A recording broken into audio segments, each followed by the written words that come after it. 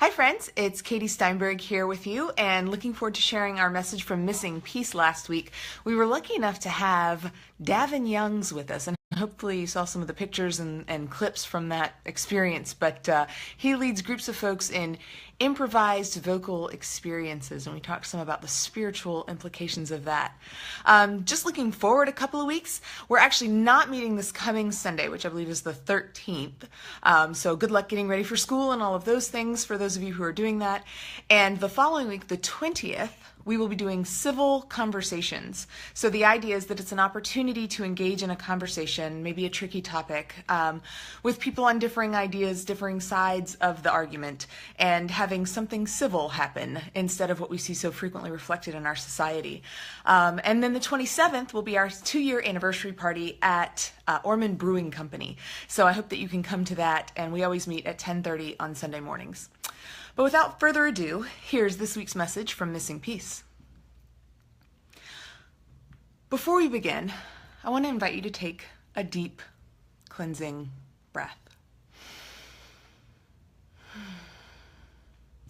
I'm going to start pretty far out today, but I hope that you can hang with me. Do you know why Homo sapiens survived and Neanderthal and others did not?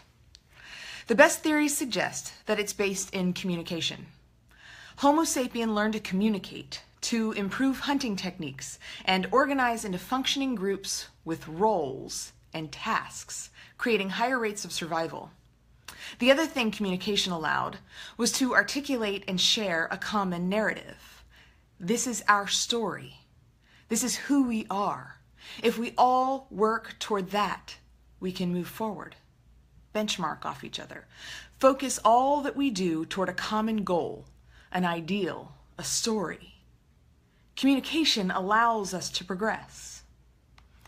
In order to communicate and progress, language had to be developed, beginning with primitive grunts and guttural sounds, but evolving into words that could express different ideas and emotions.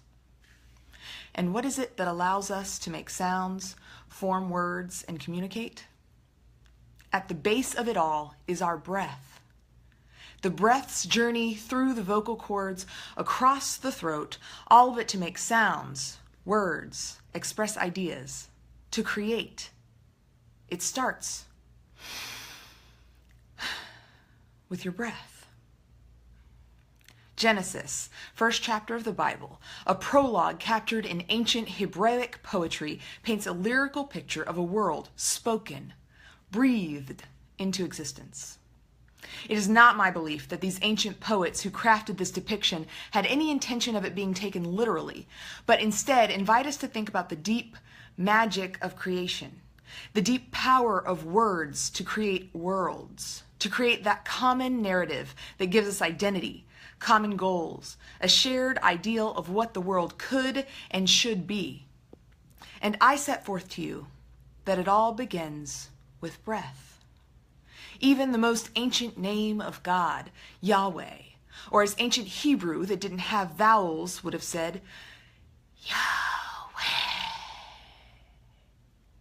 See, it was not meant to be spoken as much as breathed. God is breath, ruach, an ancient Hebrew word that means both breath and spirit. The force by which the world was created as accounted in their ancient poetic creation story. A narrative created to give the common identity as children of God and indicating who they should be in light of that, how they should live. Breath. It's the life force. It's the first thing in your existence that marks you as alive. It is also the last thing that marks you as alive. The last breath at the end of life, after which you are no longer. When you need a reset, to gather yourself after something scary or frustrating or exciting, you take a deep breath, returning to that first act of life announced. It refuels you, reminds you you are alive, calms you, all in the same utterly and essential act of breathing. Each time we fill our lungs with breath, may we also be filled with the knowledge of the powerful source which gives us life, Yahweh, the source of creation and creativity, the source of energy, the magic, the light in this world. May each breath you take each day and as you go through your life remind you that you are a child of the divine, that you are a living thing, that you are creative and powerful and good. Amen. As always, you are invited to join Missing Piece in the flesh, in addition to joining us through social media.